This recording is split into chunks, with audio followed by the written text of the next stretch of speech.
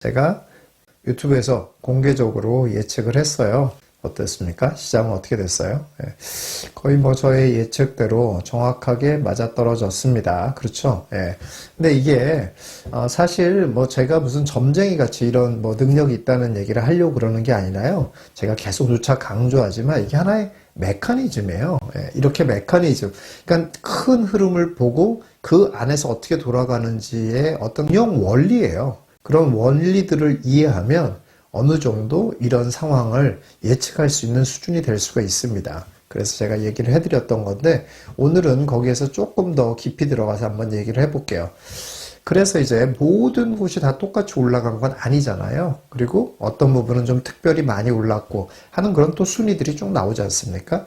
근데 이런 순위들이 매번 그렇게 꼭 의미가 있는 건 아니에요, 또. 그러니까 너무 이렇게 순위에 집착할 필요는 또 없거든요. 그리고 또, 심지어는 순위에 집착하다 보면 맨날 뒷북만 치는 이런 경우도 또 많이 생깁니다.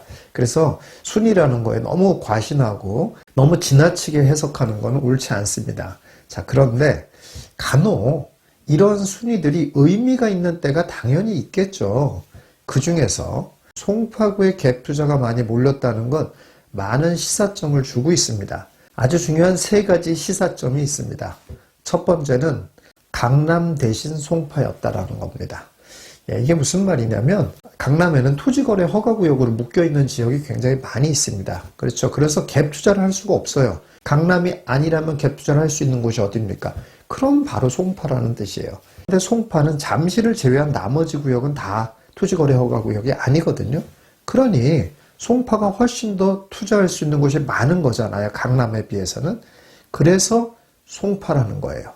강남 대신 송파라는 거예요. 근데 이 말의 의미는 뭡니까 그럼?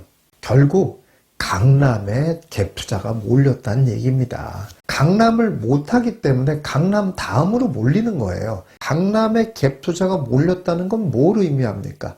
그러면 강남이 상승을 시작했다는 말의 의미예요. 두 번째 시사점은 뭐냐면 전세 가격이 많이 올라서 투자금에 대한 부담이 줄어들었다는 걸 의미합니다.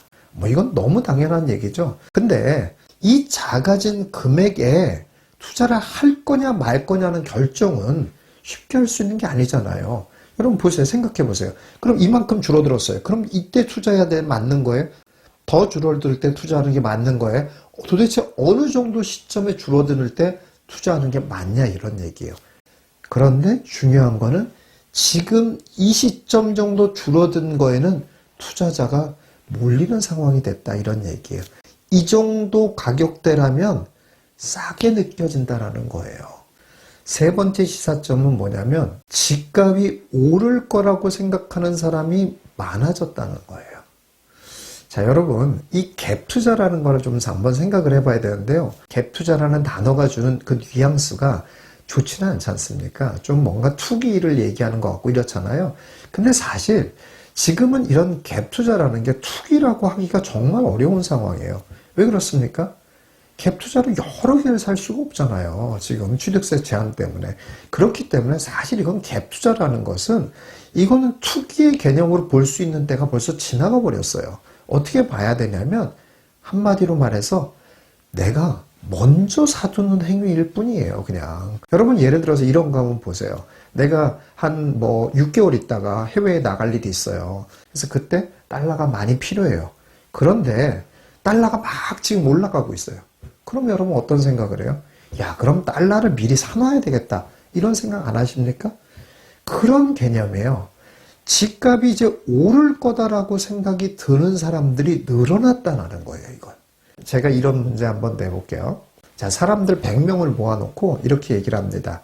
자, 이제 집값이 오를 거다라고 생각하는 사람 손 들어보세요. 하고 얘기하고, 집값이 오르지 않을 거다라고 생각하는 사람 손 들어보세요. 이렇게 얘기를 했어요. 그래서 집값이 오를 거다라고 생각하는 사람은 20%예요. 그리고 집값이 오르지 않을 거다라고 생각하는 사람은 80%예요. 그럼 집값이 오릅니까? 안 오릅니까? 자, 다시.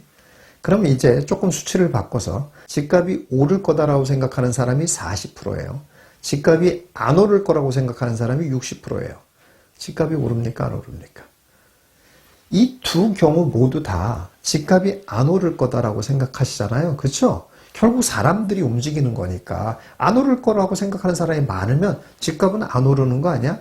라고 생각하시죠? 이게 큰 착각이라는 겁니다. 정답은 이게 지역마다 다릅니다. 다시 말해서 좋은 지역은 집값이 상승할 거라고 생각하는 사람이 한 20% 정도만 된다고 하더라도 집값이 오릅니다. 이게 왜 그런 줄 아세요? 이게 메커니즘을 한번 잘 생각해 보면 이해가 되는 거예요. 왜 그러냐면 집값이라는 건 결국 누군가가 사야지 올라가는 거예요. 그리고 가지고 있는 사람 입장에서는 막 떨어질 것 같은 공포만 있지만 않다라고 하면 당연히 무조건 높은 가격에 팔고 싶어요. 그러면 적은 수가 매수에 참여하기만 해도 집값이 오를 수밖에 없다라는 겁니다. 이게 매우 중요한 거예요. 그런데 사람들은 이렇게 수치로만 보고 집값이 오를 거다라고 생각하는 사람이 많으면 가격이 올라가고 그렇지 않으면 가격이 안 오를 거라고 생각하죠. 전혀 그렇지 않다라는 거예요. 집값이 오를 거다라고 생각하는 소수가 움직이기만 해도 좋은 지역의 가격은 올라갈 수밖에 없습니다. 왜냐? 지금 나와 있는 최고가를 계속 경신하는 상황이 되기 때문에 그래요. 이렇습니다.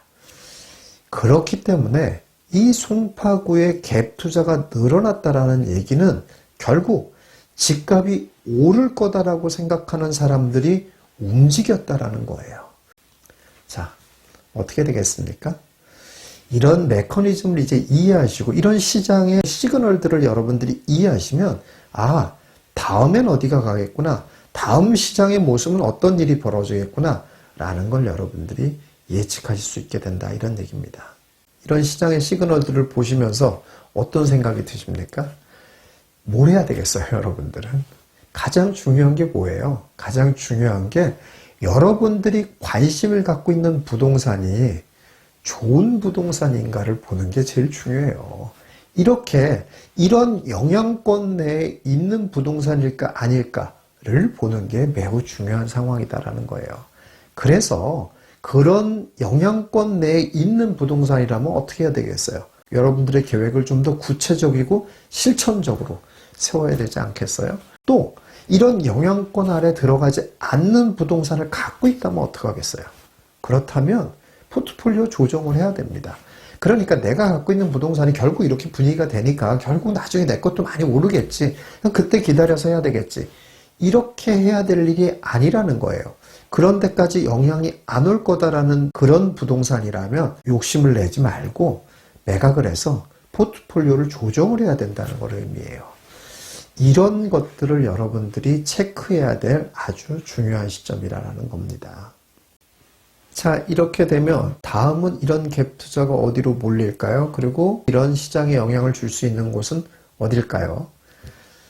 예, 어디겠습니까? 예. 이 기사를 잘 보면, 이 순서를 잘 보면 그 다음 방향은 어디로 갈지 거의 예측이 되는 그런 상황이라고 보여집니다. 제가 힌트 드렸으니까 여러분들 잘 판단하시기 바라겠습니다.